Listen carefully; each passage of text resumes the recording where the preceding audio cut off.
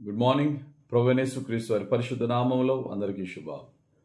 ఈరోజు మనందరి ఆత్మీయ ఆహారంగా ఆది కాండము 19వ అధ్యాయము 14వ వచనాన్ని ధ్యానించుకుందాం.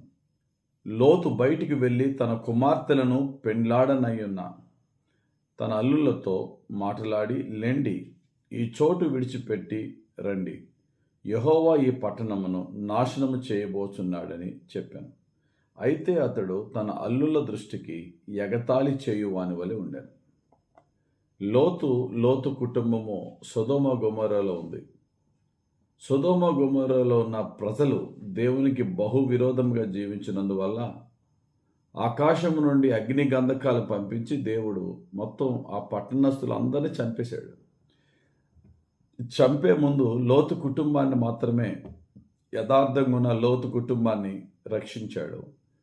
రక్షిస్తున్న సందర్భంలో లోతు యొక్క ఇద్దరు కుమార్తెలకు వివాహానికి సిద్ధంగా ఉన్న ఇద్దరు అల్లుళ్ళ దగ్గరికి వెళ్ళి, నైనా రండి, వెళ్ళిపోదాం, దేవుని ఉగ్రత ఈ పట్టణం మీదకి వస్తుంది, భయంకరమైన ఉగ్రతతో దేవుడు ఈ పట్టణాన్ని చంపేయబోతున్నాడు, ప్రజలు చంపేయబోతున్నాడు, రండి అంటే లోతు యొక్క ఇద్దరు అల్లుళ్ళ దృష్టికి లోతు ఎగతాళి చేయువాని వలె ఉండెను అనే మాట రాయబడి ఉంది.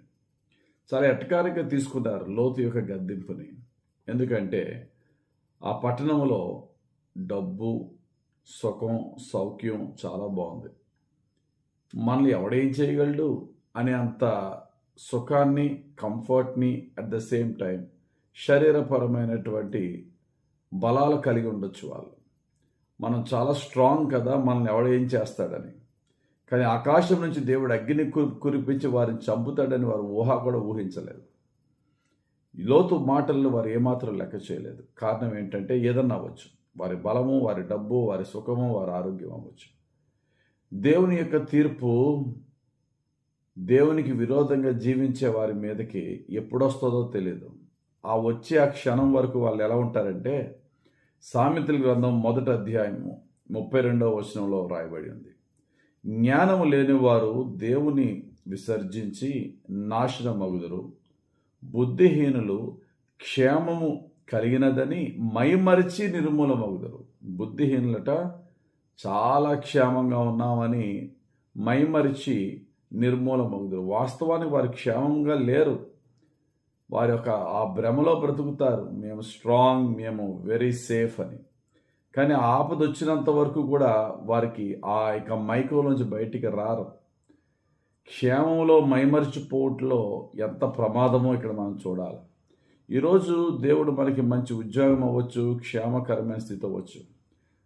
ఆ యొక్క దీవెనలన్నీ అనుభవిస్తూ సుఖ సౌఖ్యాలతో మన లైఫ్ని నడిపించుకుంటున్నప్పుడు ఆ సుఖము, సౌఖ్యంతో పాటు పాపము యాడ్ అయిపోయి, పాపములో కూడా వెళ్ళిపోయి దేవుణ్ణి దుఃఖపరిచే పాప జీవితంలో మనం ఉన్నప్పుడు సడన్గా దేవుడు కొడతాడు.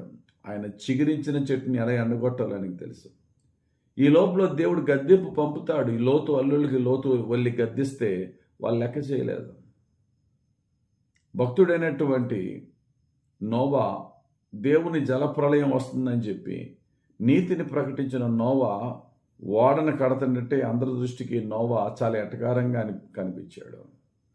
వన్స్ జలప్రళయం వచ్చిన తర్వాత బాబా అంటే ఎవడ మాట వినలేదు. దేవుడు ఎవడిని కరుణించొద్దన్నాడు.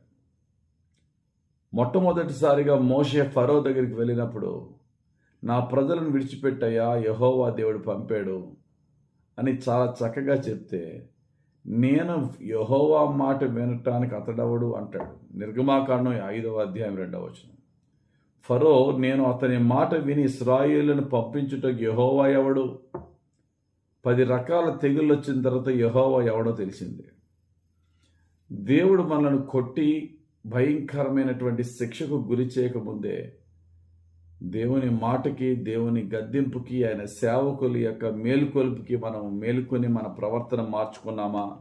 సరే మార్చుకోకుండా ప్రాణమా తినుము త్రాగము సుఖించుమని ధనవంతుడు కోరి దేవుని యొక్క శిక్షకు గురవుతున్నట్టుగా మన జీవితాలు ఉండకూడదు. కొంతమంది అనుకుంటారట, అందుకనే లవదోకియ సంఘంతో దేవుడు అంటున్నాడు, నువ్వు దిగంబరివి, దిక్కులేనోడులా ఉన్నావు నా దృష్టికి, కానీ నీకున్న ధనాన్ని చూసుకుని నువ్వు నాకేట్లే అని అనుకుంటున్నావు. నీ బ్రతుకు కప్పుకోవడానికి గుడ్డ కూడా లేని దిగంబర దౌర్భాగ్య స్థితికి దిగజారిపోబోతుంది.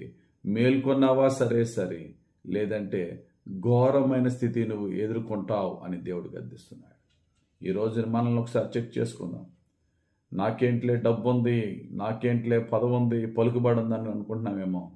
24 గంటలు తిరగకుండా మన జీవితాలు దిక్కులేని జీవితాలు అయిపోతాయి. మనం మారు మనసు పొందకపోతే, మన రహస్య పాపాన్ని విడిచిపెట్టకపోతే, దేవుని గద్దింపును మనం నిర్లక్ష్యం చేయొద్దు. మన తప్పుని దేవుడైన వాక్యం ద్వారా చూపించినప్పుడు వెంటనే లోబడి సరి చేసుకుని దేవుని ఉగ్రత నుండి తప్పించుకుందాం. దేవుడు తన పరిశుద్ధ వాక్యం దీవించి మనం రక్షించునుగాక. ఆమేన్. పరిశుద్ధుడా నా తండ్రి, ఇచ్చిన వాక్యం మా జీవితంలో రక్షణ వాక్యంగా ఫలింపజేసి మా తప్పులు నువ్వు చూపించినప్పుడు వెంటనే సరి చేసుకుని మారు మనసు పొందే భాగ్యం మాకు దయచేయమని యేసుక్రీస్తు ప్రభు పరిశుద్ధ నామంలో ప్రార్థించి వేడుకొంచున్నాం మా పరమ తండ్రి. ఆమేన్. తండ్రి యొక్కయు కుమారుని యొక్కయు పరిశుద్ధాత్మ దేవుని అభిషేకం మన ప్రతి రోజు మనల్ని రక్షించి క్షమించి కాపాడి దీవించునుగాక. Amen. Amen. Amen. Amen. God bless you. Have a very blessed day. Praise the lord. Jesus pray house fellowship వారు నిర్వహించు నీ వాక్యమే నాకు శాంతినిచ్చిన ఉజ్జీవ సభలు జూలై 7, 8, 9 తారీఖుల్లో ఘనంగా నిర్వహించబడుతున్నాయి. మనల్ని స్తుతి ఆరాధనలోనికి నడిపించడానికి గొప్ప ఆరాధికులు మన మధ్యలోనికి రాబోతున్నారు. మొదటి రోజు సునీల్ గారు మరియు వారి బృందం, రెండవ రోజు జాషువా గారు, మూడవ రోజు జోయల్ విన్సెంట్ గారు రాబోతున్నారు. శక్తివంతమైన ఆరాధనలో నడిపించడానికి పాస్టర్ సౌమ్య ఎడ్వర్డ్స్ గారు, అలాగనే వాక్యోపదేశకులు పాస్టర్ జోసెఫ్ ఎడ్వర్డ్స్ గారు మన మధ్యలో ఉన్నారు. కావున రాజమండ్రి మరియు రాజమండ్రి చుట్టుపక్కల ప్రాంతస్తులకు ఇదే మా హృదయపూర్వక ఆహ్వానం. దూర ప్రాంతాల నుంచి వచ్చే వారికి ఉచిత ఆహారం మరియు వసతి సదుపాయం కలదు. ఇంకా మన ముందు 6 రోజులు ఉన్నాయి కనుక ఈ సమాచారాన్ని మీ ఫ్రెండ్స్ అండ్ ఫ్యామిలీ మెంబర్స్కి షేర్ చేయండి. అనేక మందిని దేవుళ్ళలోకి నడిపించండి. God bless you.